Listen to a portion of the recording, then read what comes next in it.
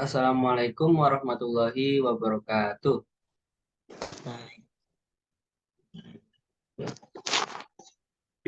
Perkenalkan, nama saya Panggi Amal Suseno. Di sini saya memenuhi tugas perbaikan nilai oleh Ustadz Mu'afah. Di sini terdapat teman saya, Noaf Praditya, sebagai audien.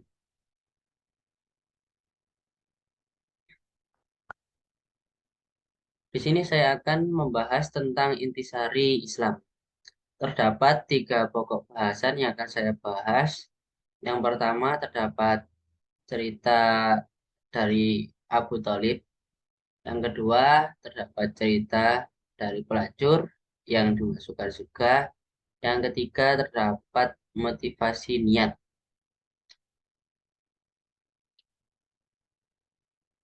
Topik pertama yaitu cerita dari Abu Thalib yang dengan segala kebaikannya dimasukkan oleh Allah Subhanahu wa taala ke dalam neraka.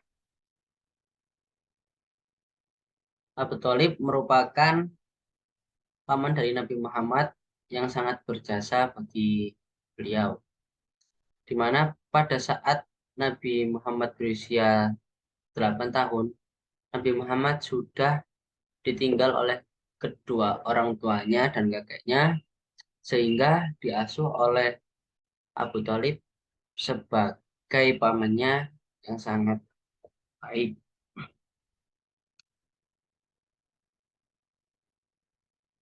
Abu Thalib sangat berjasa untuk Nabi Muhammad, di mana Abu Thalib mengasuh Nabi sedari kecil. Mengasuh Nabi berarti memberi makan serta mendidik Nabi untuk menjadi seorang yang dapat bertanggung jawab pada dirinya sendiri. Eh, Mengasuh, merawat Nabi tersebut merupakan suatu kebaikan dan mendapatkan pahala yang sangat besar di sisi Allah. Di mana ketika kita berbuat baik kepada seseorang, kita akan mendapatkan pahala. Lebih-lebih seorang tersebut merupakan orang yang solih dan yatim piatu, maka Allah akan melipat gandakan pahala akan kita yang kita perbuat.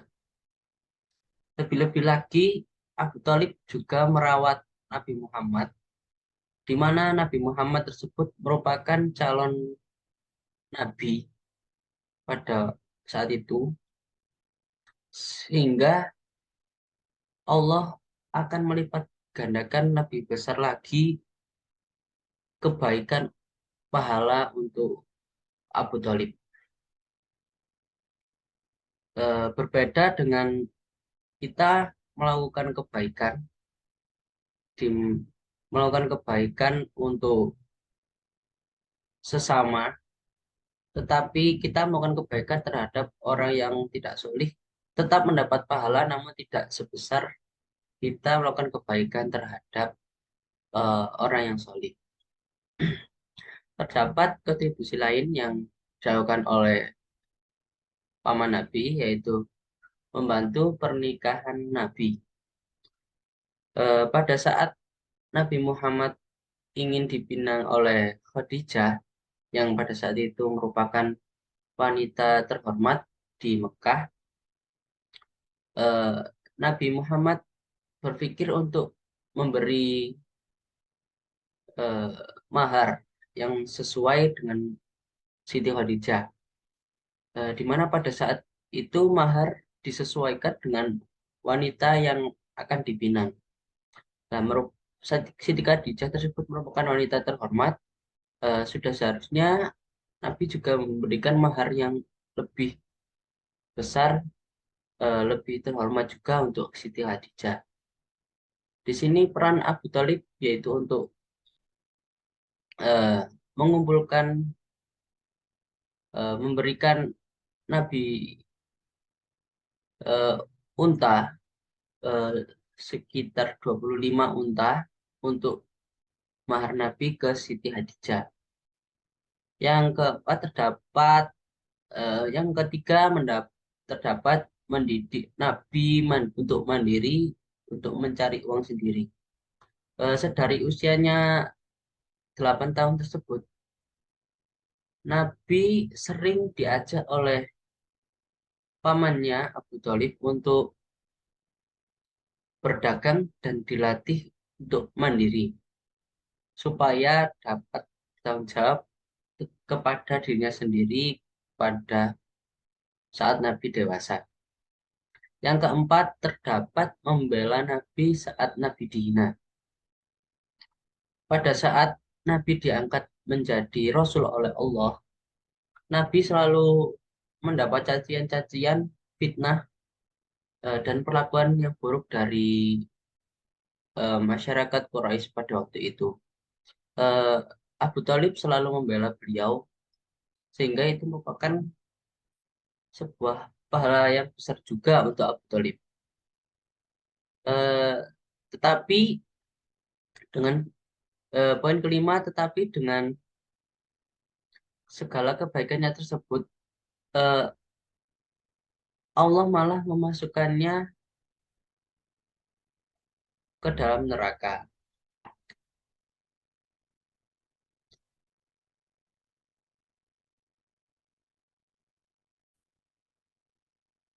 Ini ini menjadi pertanyaan yang besar untuk kita. Mengapa Abu Thalib dengan segala kebaikannya tersebut tetapi dimasukkan neraka oleh Allah?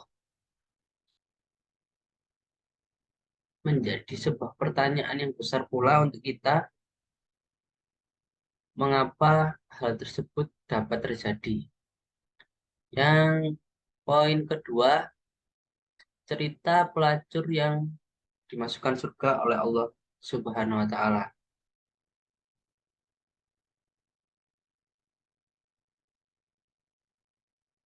Dilansir dari hadis riwayat Al-Bukhari meriwayatkan Nabi Shallallahu Alaihi Wasallam pernah berkata, ada seekor anjing yang sedang berputar-putar di dekat sebuah sumur dan hampir mati karenanya. Hampir mati karena kehausan. Lalu dilihatlah anjing tersebut oleh pelacur Bani Israel. Lalu wanita tersebut menolong anjing tersebut dengan mengambilkan air dari sumur, oleskan air dari sumur dengan sepatunya. Dari sini pelacur merupakan orang yang telah sangat berdosa, yaitu berzina berkali-kali, tetapi Allah berkehendak dia dimasukkan surga. Ini sangat berbanding terbalik topik dari topik Abu Thalib, di mana Abu Thalib dengan segala kebaikannya terhadap Nabi, namun dimasukkan neraka, dan pelacur dengan segala dosanya, tetapi dimasukkan surga oleh Allah Subhanahu Wa Taala.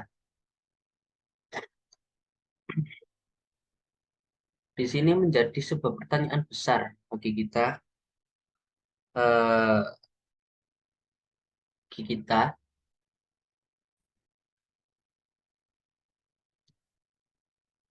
entah kenapa Allah sangat mengapresiasi pelacur tersebut dengan segala dosanya. Eh,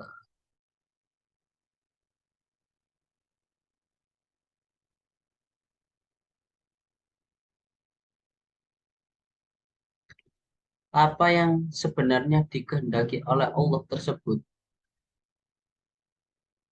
Jika kita mengkaji dari Al-Quran dan hadis dan sunnah, maka kita mendapati bahwa niat atau motivasi niat itu sangat diperlukan oleh kita.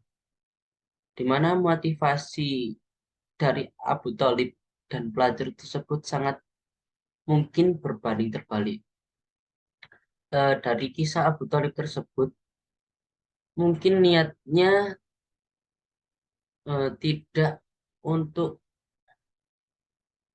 eh, niatnya terselip rasa ria atau sombong, di mana berharap dianggap, di mana Abu Thalib berpendapat, eh, di mana Abu Thalib dianggap paman yang baik oleh Nabi Muhammad atau sejenisnya, di mana pelajar tersebut sangat tulus dan menyesali dosa-dosanya, sehingga pelajar tersebut merasa bahwa pada saat itu merupakan kesempatan yang terbaik dalam hidupnya untuk melakukan kebaikan terlepas dari dosa-dosanya.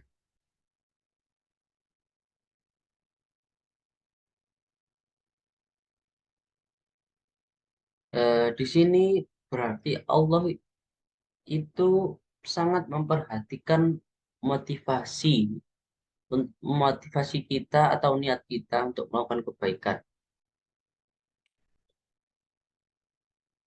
Yang keti- topik bahasan ketiga terdapat motivasi niat.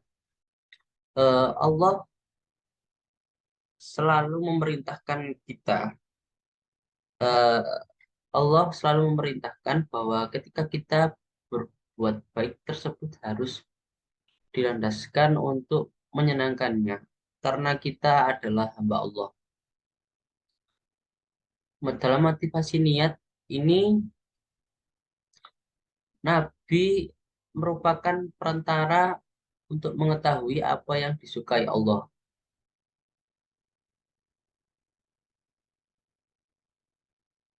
Dari dari dua poin ini, kita diharuskan oleh Allah berbuat baik eh, semata-mata hanya untuknya, di mana tidak boleh terselip rasa ingin dipuji, sombong, dan sebagainya. Terdapat surat dari Al-Quran, yaitu surat Al-A'raf ayat 26 dan An-Nahl ayat ke-66. Allah dalam maknanya tersebut, Allah memerintahkan kita untuk berbuat kebaikan.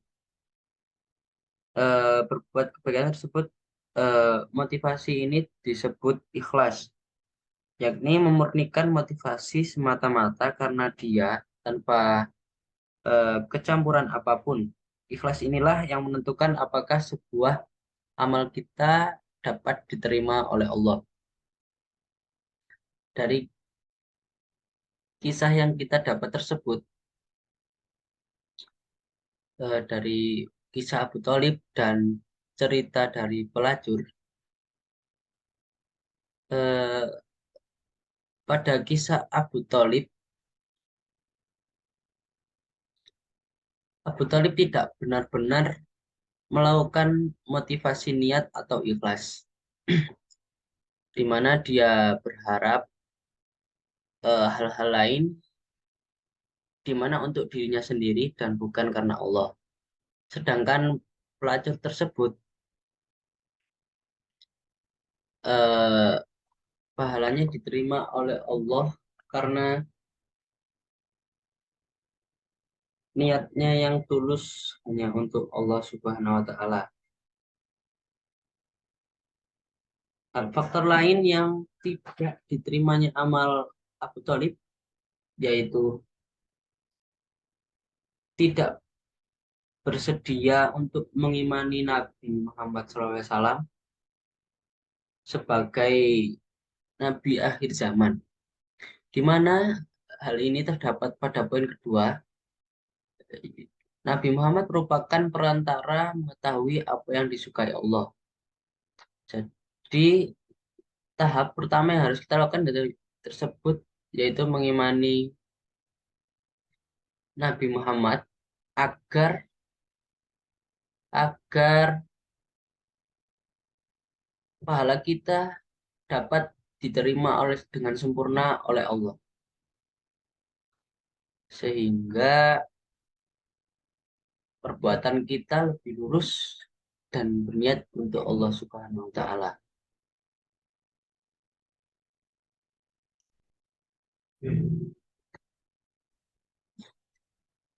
Lalu terdapat dari kisah pelacur tersebut kita mengetahui bahwa niatnya sungguh tulus.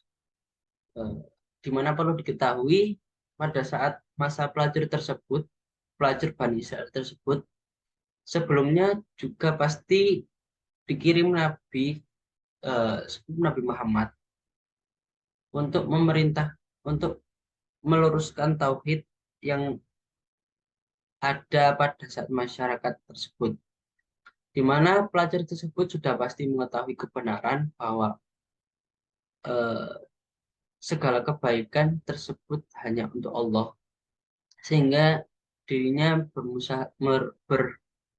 bermuhasabah diri untuk melakukan kebaikan hanya karena Allah. Dengan segala penyesalan dosa-dosanya, eh, sehingga wanita tersebut dimasukkan Allah ke dalam surga dari niat.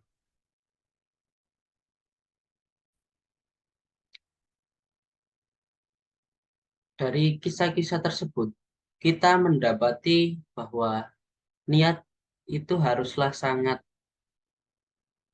hanya untuk Allah, karena kita sebagai hambanya harus melakukan apa yang dia senanginya dan meninggalkan apa yang dilarangnya. Eh, dari segala yang kita lakukan harus mengharapkan ridha Allah tanpa tanpa menyelipkan niat-niat lain selain hanya untuk Allah. Sekian dari saya. Apakah ada yang ingin ditanyakan?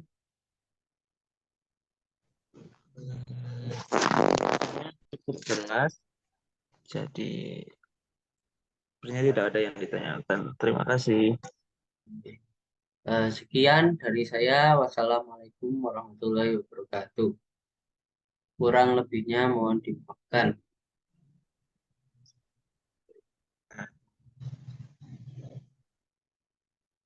Terima kasih.